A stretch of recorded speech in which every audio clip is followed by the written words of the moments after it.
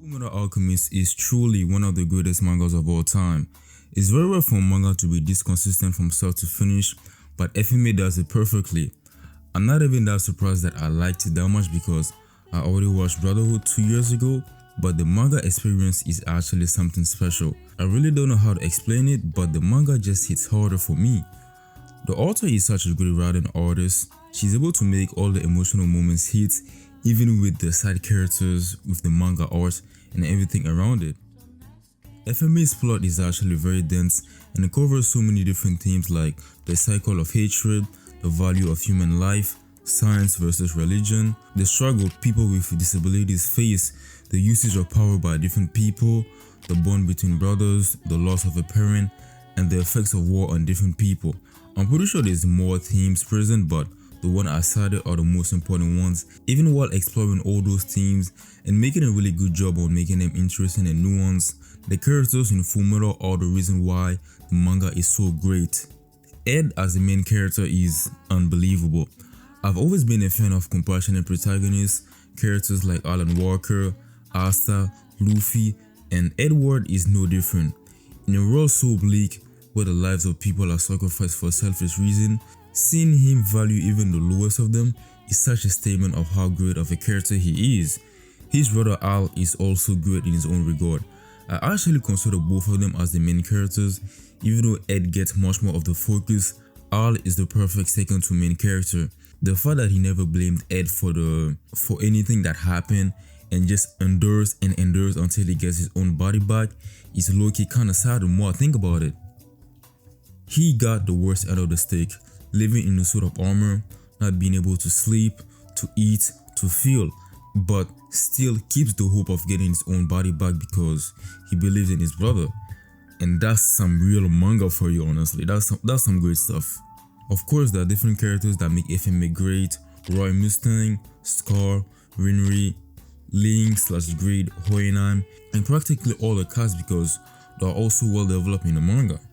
The antagonist cast also, the homunculi are also fantastic. The 7 deadly sins and Father himself are great antagonists and some of the best in shonen. And the series also goes deeper in the concept of alchemy as a power system and how it's used or portrayed by different countries.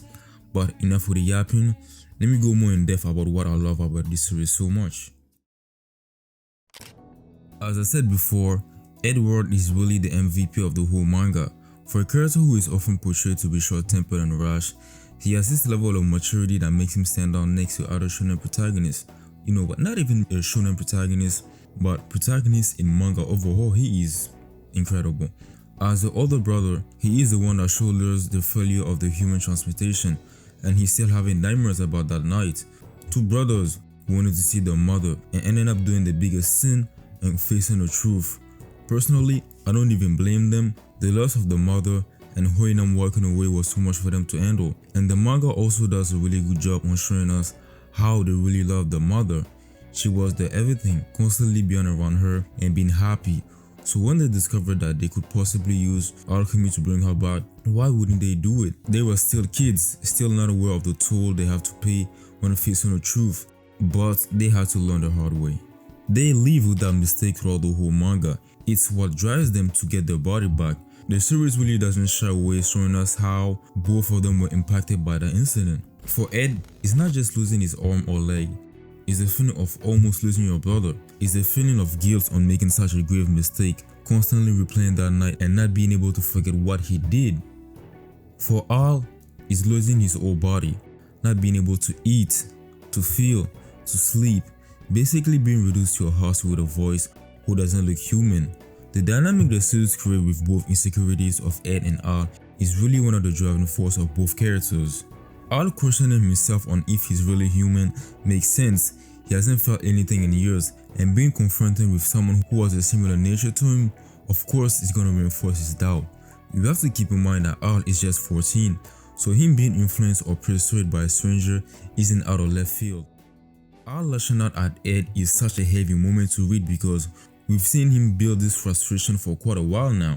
I really like the fact that Ed doesn't take it personally, and Rinri is the one who has to scold Al on being so insensitive. Ed wonders if Al blames him for the situation they are in and it's overall such a great moment between both characters. I love it so much. The other moments that define both characters is obviously Nina being turned into a chimera by her father. It's actually crazy to think that such a heavy moment takes place in like chapter 4 and 5, just at the start of the manga. Such a tragedy is here to set the mood of the story and all the hardship Ed and Al have to go through if they want to recover the body.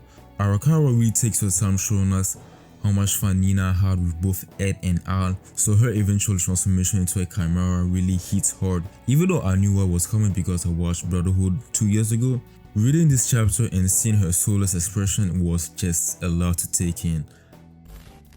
I think I talked about Ed and Al for a good amount of time, so I'm just gonna move on, but they are definitely one of the greatest duos in manga, no debate. Colonel Roy Mustang is an unbelievable character. I feel like I'm saying unbelievable about every aspect of Fullmetal, but you just gotta trust me, this manga is damn near flawless. But back to Mustang, someone who has this grand vision of changing the country and being president cannot contain his own emotion when it comes to avenging his own comrades or his own personal matters. He always has to be put in place by a subordinate, or he could have easily ended up like Scar was at the start of the series, revenge driven with no morals whatsoever. I really like this aspect of his character because it makes sense for who he is and it puts in value all the members of his team. Someone with such a big heart is always easier to give in to his emotion. You could really feel his pain when Hughes died. Mustang and his squad have been through a lot. The war on Ishbal is never looked up as a victory of anything. It's a war where they don't even know why they're fighting for. It's a war where innocent people were murdered. It's a war where most of them have very bad memories of. Mustang looks at his title of Hero of Ishbal with disgrace. He knows how many innocent people he had to kill to fulfill his duty, losing so many comrades in battle and using the alchemy his master taught him in the worst possible way, taking the lives of innocent people like I said before. His hate for the homunculus is 100% justified. Envy killed Hughes and Lust was about to kill Riza, and they are the reason why the war on Ishbal started. Seeing him burn Lust and Envy to crisp was so satisfying to see. He's been building up his anger against Hughes' killer during the whole series, so the moment when he found out, I knew it was over for Envy. He was cooked, burned to a crisp. Like, ooh, it was unbelievable stuff, man. And the animation in Brotherhood was chef kiss. You really gotta read and watch FMA to understand how good this show is, truly unrivaled. Before going into my next character, one of my favorite aspects about Mustang is how he never gives up on any member of his squad. Havoc or Jean, I don't even know what his name is, but he lost his leg during the fight against Lost, and the most sensible option would have been to just give up on him. He is practically useless on the battlefield, but Mustang refused to do so, believing in his comrade to find a way to make himself useful. So the moment when Mustang realized that Havoc was able to overcome his injuries and be useful in a different type of way was such a great moment. I actually had to stand up and clap because it was exceptional, bro. I was smiling while reading that chapter. Just some peak manga stuff here. I don't want to spend most of the video talking about only the characters, so I'm going to make this part quick. Scar is a good character, someone who has reason for his revenge.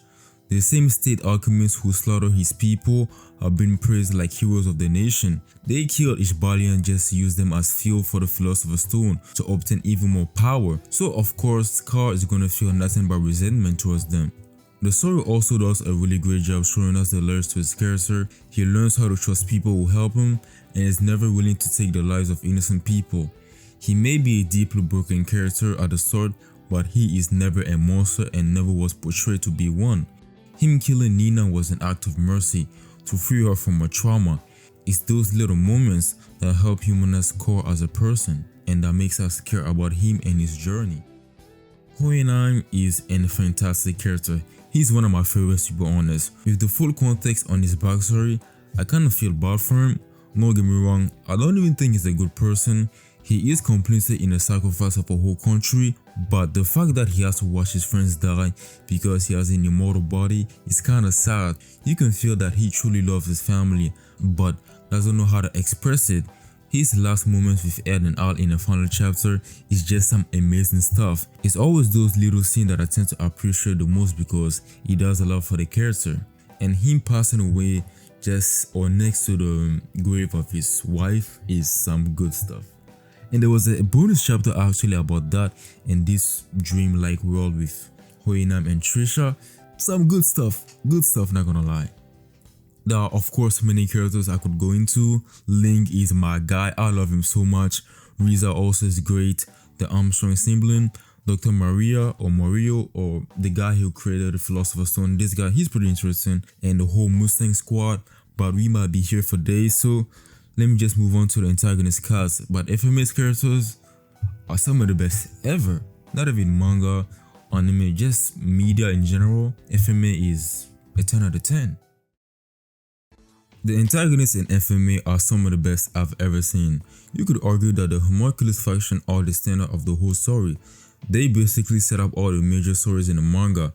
They started a war on H-Balls to create more Philosopher's Stone. They are the one in charge of the government and the military, and they practically control everything. The portrayal of the 7 deadly sins with each character is so well done, and it's very ironic that they all die while fulfilling their respective sins, or failing to fulfill their respective sins, something like that. Lust dies by the hand of someone she wasn't able to charm. Gluttony dies by being consumed. Sloth dies from overwork. Envy dies by being envious of different people and their bonds. King Bradley dies peacefully with no anger whatsoever. Pride dies while being reverted to a baby, and greed dies while being satisfied of the bond he made and not craving anything else. Greed himself as a character is by far my favorite homunculus, and maybe the best one. King Bradley is a close second or tied as number 1. But I love his dynamic with Link so much. Him sacrificing himself and trusting Link to become an emperor without his help is some peak manga stuff, honestly. As I mentioned earlier, King Bradley also is incredible. He always has this calm demeanor about him because he knows he could deal with any situation with no issue whatsoever. The way he manipulates and takes away Mustang themes away from him really shows you how he got everything under control. Father as the final antagonist or the final villain really works well because there's enough parallels between him and Ed and different characters that really makes him a perfect foil or ending villain for the story.